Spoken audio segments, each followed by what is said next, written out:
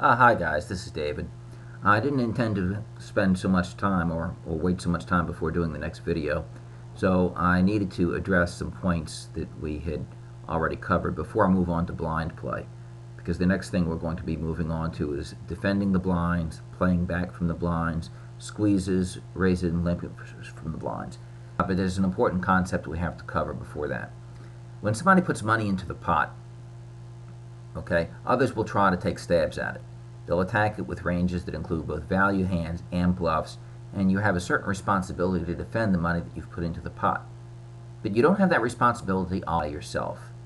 If the button raises the blinds, if he comes in for a raise, the big blind doesn't have the full responsibility. It's shared by the small blind. And this also occurs when you've opened up for a raise. We discussed previously, suppose the under-the-gun player opens for a raise and makes it $20, and he gets raised by someone. Say he gets raised by this middle position player who makes it 60.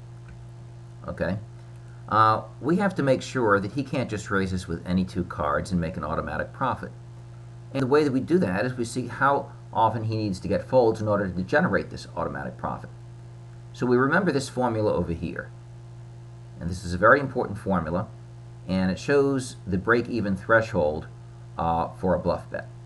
And the way you do that is you the amount of your bet, and you divide it by bet plus pot. So in this case, the middle position would be investing 60 to win the 27 that's already out there, the $20 raise plus the blinds. So we would go 60 divided by 60 plus 27, or 60 divided by 87. So if we go 60 divided by 87, we see that this is his break-even threshold, about 69% folds. So if he needs 69% folds in order to break even with his bluffs and start making money, in order to prevent him from making money, the original raiser has to be in a position to defend at least 31% of his range against this re-raise, and that prevents him from being exploitable. Okay. But in discussing game theory, sometimes a very complex game gets in the way of the point we're trying to illustrate. And that's why we come up with toy games that take away some of the complexities. And the complexity that gets in the way of this concept is the fact that the other players are not simply dead stooges that never have a hand and that simply lay down and die. Okay? So this formula, while it's very important, in this situation would really only strictly apply if the raise were coming from the big blind. Okay, so let's arrange this. Let's say that you open for a raise and it folds through all of these players, and now the big blind was coming in for a raise. Now the blind, usually he's out of position, so his raises are usually going to be a little bit bigger. So he's going to make it 65 instead of 60, but still it's an investment of $60. He's already got $5 in there.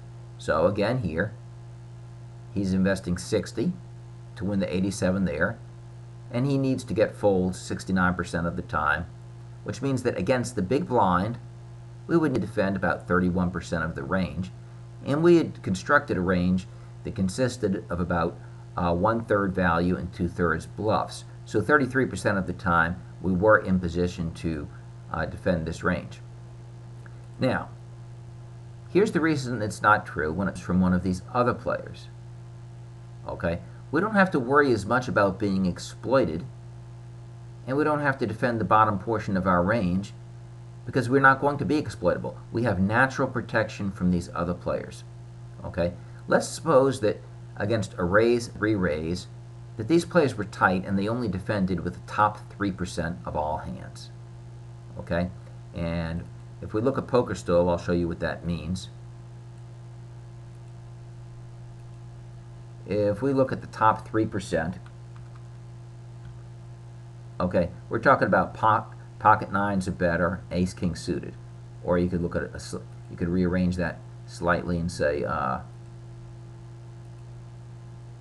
pocket tens or better, and ace king. Okay, this is the top 3.5%. Okay, top 3% is a very strong range.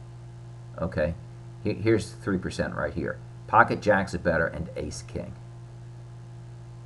Okay, so we're going to say that against this raise, if there's a re-raise, say by position 3, he makes it 60, that every one of these remaining players is only going to defend the top 3% of their range. Now, while that doesn't seem like much, it adds up. Because what it means is, this very first player, if he starts out with 100% of his range, by the time he gets through this first player, he only has 97% of his range left. Okay, this guy has picked him off 3% of the time with the top 3% of his hands. So let's say he gets past this guy. Okay, this guy's going to pick off another 3%. So now there's only 94% of the range left. Okay, and so on. That's the way it works. So if we say that the button raised, and then it comes back around to us, the small blind picked off bluffs about 3% of the time. The big blind picked them off about 3% of the time. So only about 94% of the range is left. So originally, we were going to have to defend about 31% of the time. Okay?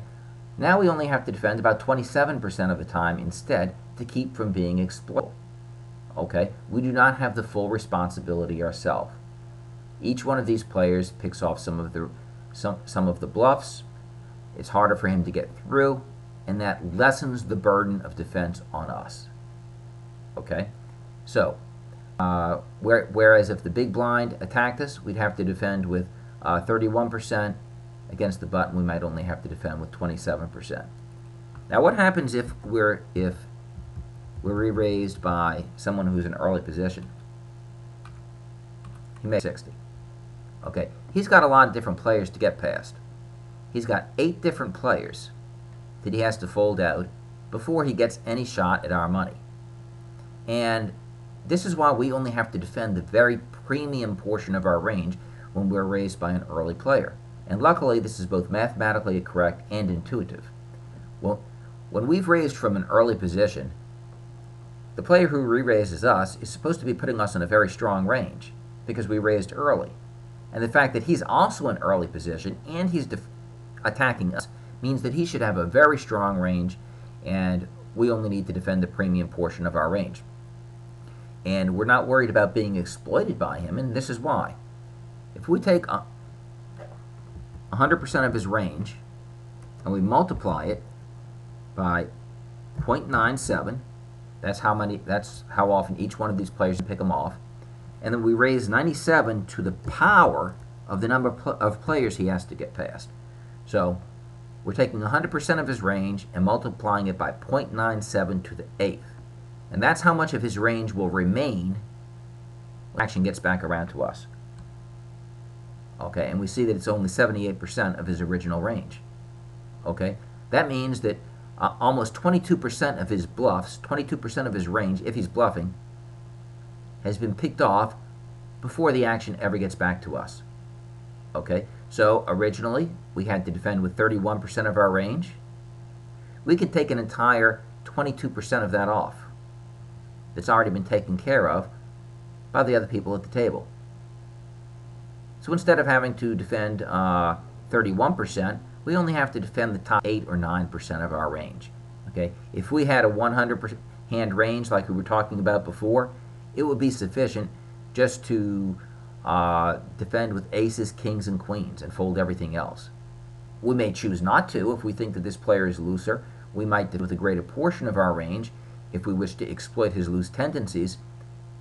But when we're talking about optimal play, we're not talking about exploiting him, we're talking about neutralizing him. Okay? We're talking about how often do you need to defend to prevent your opponent from running you over. How do you neutralize him and make sure that his bluffs do no better than break even? And that's the primary worry, and that's the primary thing that you have to do before you start talking about exploiting. So we know that when we're raised by an early position raiser, and there are a number of players left, that we have a very, very small burden of defense. We only have to defend with the very top portion of our range. Now, we're going to be getting to talking about blind play next.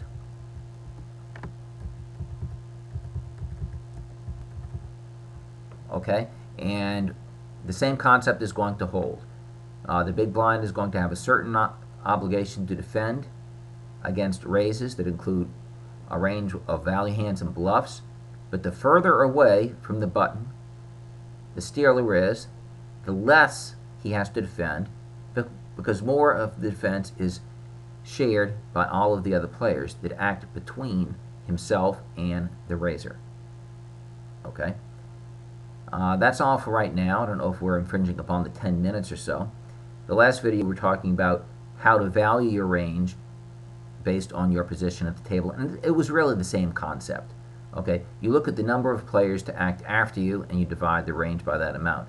If you're under the gun in a 10-handed game, we have 9 players left, and if we take the 100% distribution and divide it by 9, it's about 11%.